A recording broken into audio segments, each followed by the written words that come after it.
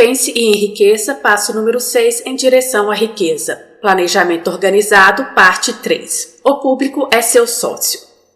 Homens e mulheres que oferecem seus serviços para melhores proveitos no futuro devem reconhecer a transformação que teve lugar com referência às relações entre empregador e empregado. As futuras relações entre empregadores e empregados serão como uma sociedade consistente de empregador, empregado e o público a quem servem. Essa nova maneira de oferecer os serviços pessoais é chamada de nova por muitas razões. Em primeiro lugar, tanto o empregador como o empregado do futuro serão considerados empregadores colegas, cuja tarefa será servir o público com eficiência. No passado, empregadores e empregados negociavam entre si, procurando tirar o máximo um dos outros, sem considerar que, em última análise, estavam prejudicando o terceiro interessado, o público que serviam. Cortesia e serviço são as palavras-chave do comércio de hoje, aplicando-se à pessoa que negocia serviços pessoais ainda mais diretamente que ao empregador a quem ela serve. Em última análise, tanto o empregador como o empregado são empregados pelo público que servem. Se não o servirem bem, pagam com a perda do privilégio de servir. Todos nós nos lembramos do tempo em que o homem do gás batia na porta com força suficiente para quebrá-la. Quando se abria a porta, entrava sem ser convidado, com uma carranca que parecia dizer claramente: "Por que me fizeram esperar?" Se existe um princípio de causa e efeito que controla os negócios, as finanças e o transporte, o mesmo princípio controla indivíduos e lhes determina o status econômico. As causas do sucesso em oferecer serviços com eficiência e de modo permanente foram claramente descritas, a não ser que tais causas sejam estudadas, analisadas, entendidas e aplicadas. Ninguém pode negociar seus serviços de modo eficaz e permanente. Cada um deve ser vendedor em sua causa própria no que se refere a serviços pessoais. A qualidade e quantidade de serviços prestados e o espírito em que são prestados determinam em grande parte o valor e a duração do emprego. Para negociar serviços pessoais com eficiência, o que significa um mercado permanente por um preço satisfatório sob condições agradáveis, deve-se adotar a seguinte fórmula, QQE, que significa qualidade mais quantidade mais o espírito adequado de cooperação, que são iguais à vendagem perfeita de serviço. Lembre-se da fórmula QQE, mas faça mais que isso, aplique-a como hábito. Analisemos a fórmula para nos certificarmos de que entendemos exatamente o que significa. 1. Qualidade do serviço deve ser interpretada significando a execução de cada pormenor, ligado ao seu cargo, da maneira mais eficiente possível, sempre com o objetivo de conseguir maior eficiência. Qualidade do serviço deve ser entendida como sendo o hábito de prestar todo o serviço de que você é capaz, em todas as ocasiões, com o propósito de aumentar a quantidade de serviço prestado, à medida que se desenvolve maior habilidade através da prática e da experiência. Novamente, se dá ênfase à palavra hábito. Espírito do serviço deve ser interpretado como sendo o hábito de conduta agradável e harmoniosa, que induzirá a cooperação dos sócios e colegas. A adequação da quantidade e qualidade de serviço não é suficiente para manter um mercado permanente para seus serviços. A conduta ou o espírito com que você presta o serviço é fator determinantemente forte, tanto relativamente ao pagamento que você recebe, como à duração do emprego. Andrew Carnegie frisou esse ponto mais que os outros, com relação à descrição dos fatores que levam ao sucesso ao negociar serviços pessoais. Salientou inúmeras vezes a necessidade de uma conduta harmoniosa. Acentuou que jamais reteria qualquer homem, por maior a quantidade ou por mais eficiente a qualidade de seu trabalho, a não ser que trabalhasse num espírito de harmonia. Insistia em que os homens tinham de ser agradáveis. Para provar que dava alto valor a essa qualidade, ajudou homens que se ajustaram a seus padrões a tornarem-se extremamente ricos. Os que não se ajustaram tiveram de ceder lugar a outros.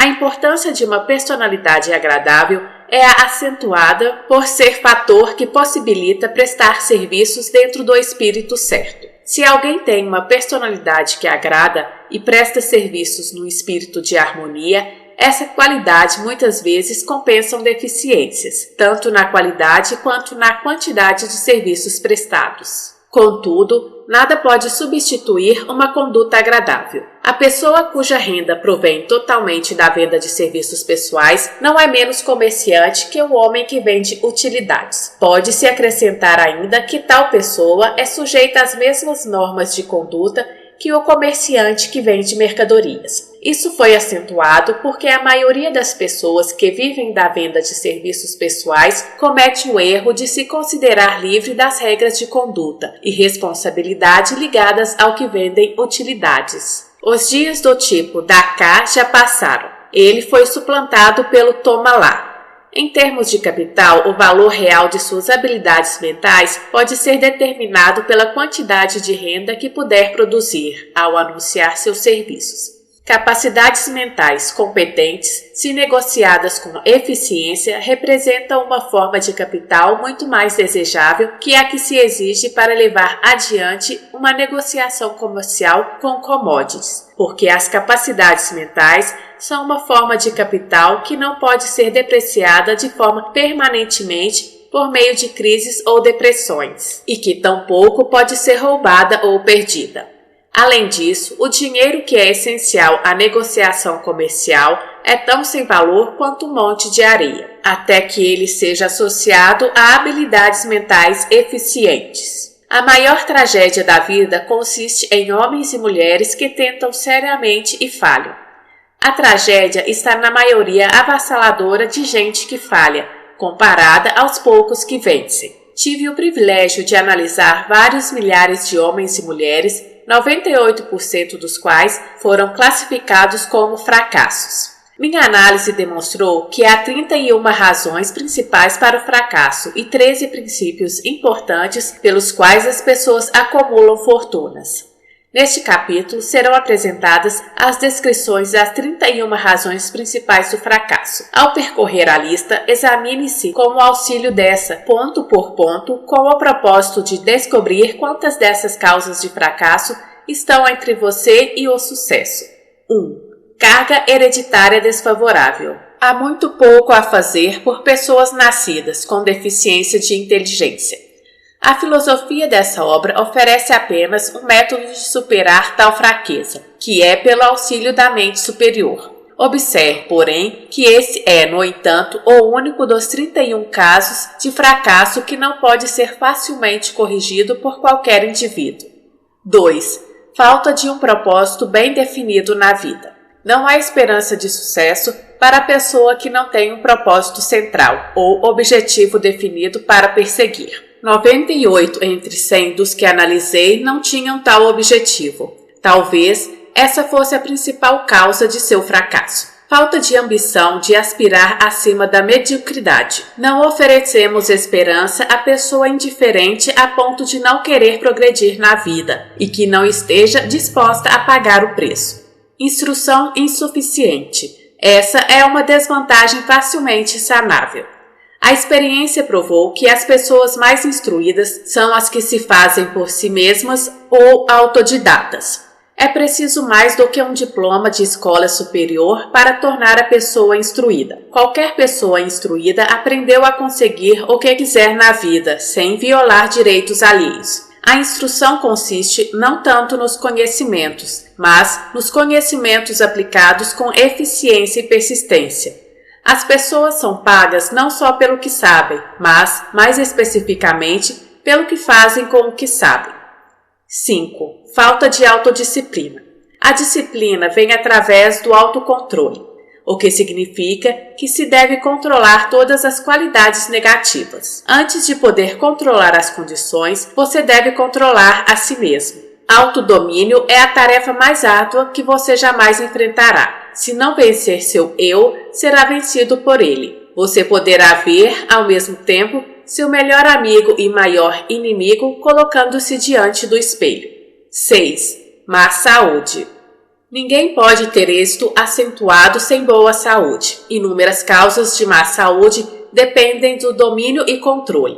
São essas as principais: abusar de comidas prejudiciais à saúde, hábitos de raciocínio errados, dar expressão a negativismo, prática indevida ou exagerada do sexo, falta de exercício físico certo, influências desfavoráveis do meio durante a infância. Conforme se curva o galho, a árvore se inclina. A maioria das pessoas de tendências criminosas adquirem essas tendências como resultado do mau ambiente e de amizades impróprias durante a infância.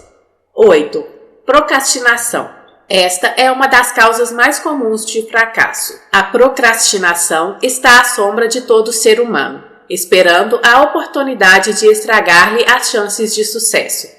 A maioria de nós atravessa a vida como fracassado, porque espera o momento certo para começar algo que vale a pena.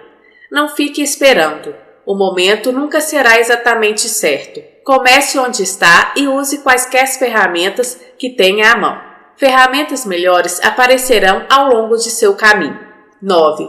Falta de persistência. Muitos de nós somos bons iniciadores, mas péssimos finalizadores de todas as coisas que começamos. Além do que, as pessoas estão inclinadas a desistir aos primeiros sinais de derrota. Não há substituto para a persistência. A pessoa que faz da persistência sua palavra-chave descobre que o velho senhor fracasso finalmente se cansa e vai embora. O fracasso não é capaz de enfrentar a persistência. 10. Personalidade negativa. Não há esperança de sucesso para a pessoa que repele os outros, através de uma personalidade negativa. O sucesso vem pela aplicação do poder e esse é atingido pelo esforço conjunto de outras pessoas. Uma personalidade negativa não induz à cooperação. 11. Falta de controle do impulso sexual. A energia sexual é o mais poderoso de todos os estímulos, que levam as pessoas à ação. Por ser a mais poderosa das emoções, deve ser controlada pela transmutação e dirigida a outros canais. 12. Desejo descontrolado por ganhar algo de graça.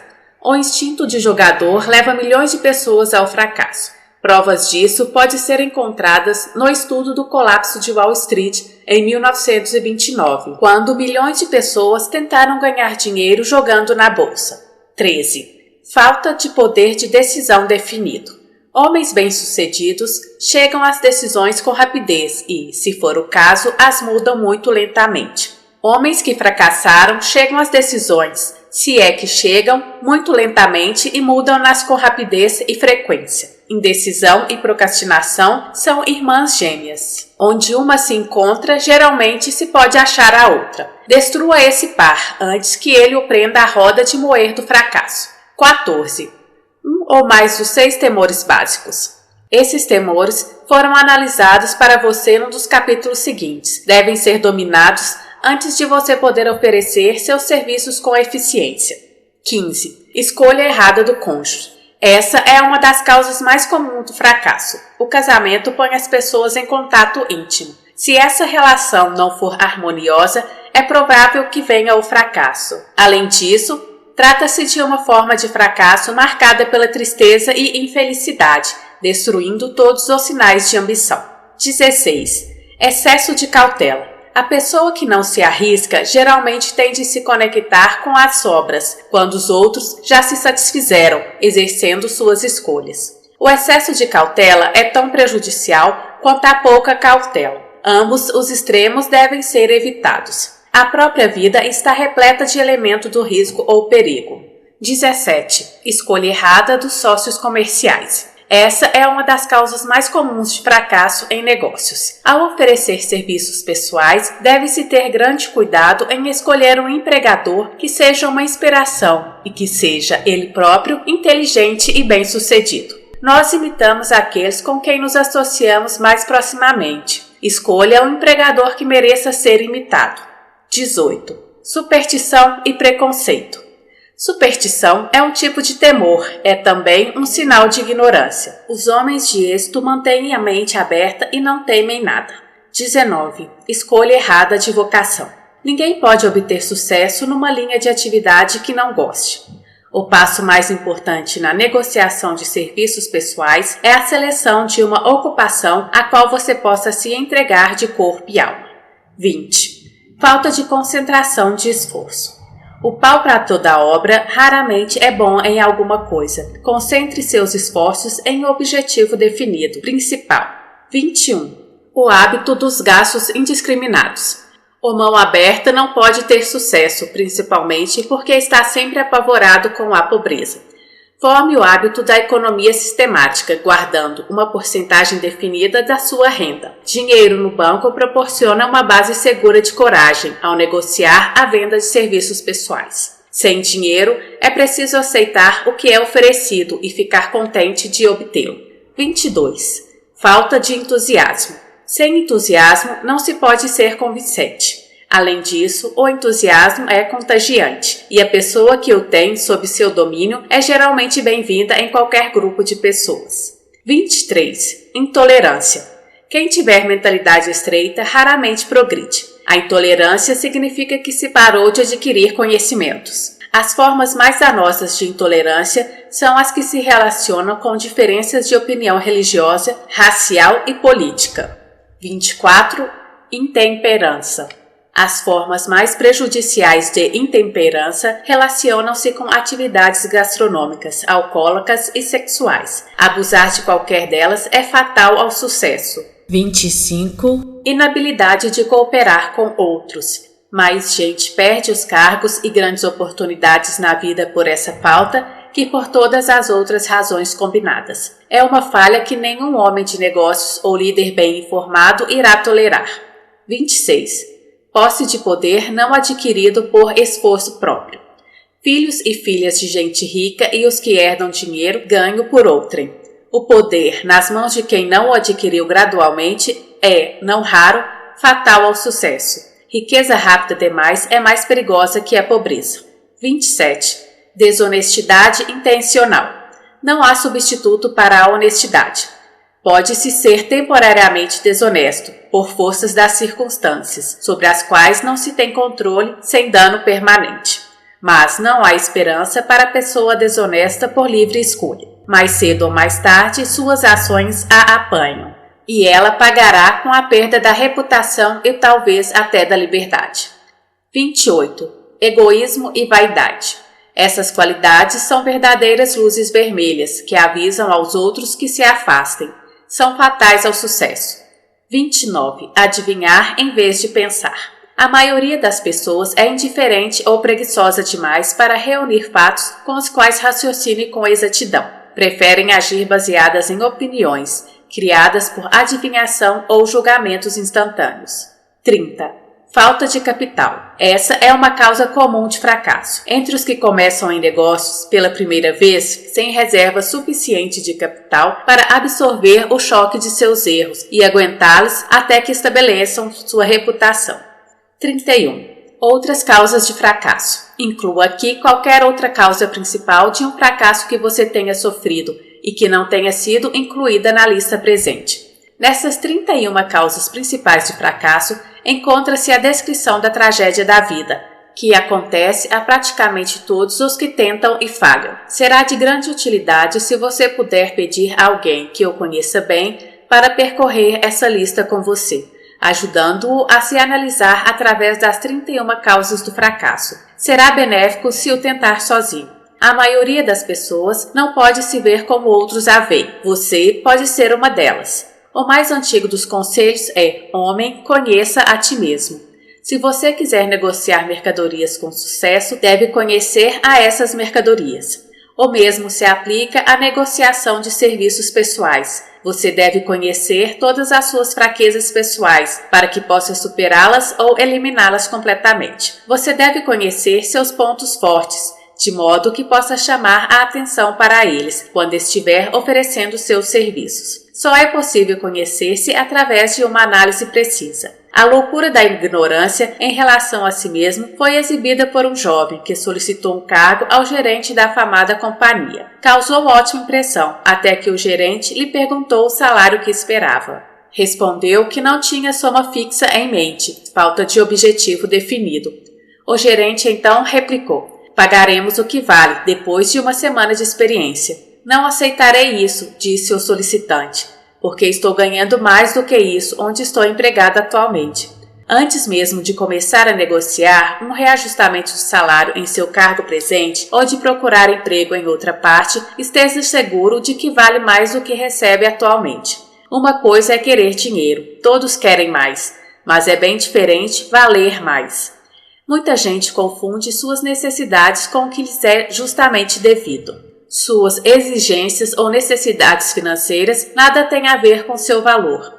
Esse é estabelecido indiretamente por sua capacidade de prestar serviços úteis ou por sua capacidade de induzir outros a prestá-los. Bom, ouvintes, esta é a terceira parte do capítulo do livro Pense e Enriqueça, passo número 6, em direção à riqueza. Planejamento organizado. Se você gostou do áudio, se inscreva no canal e ative o sininho para ser avisado dos próximos capítulos. Gratidão, minha voz, sua voz.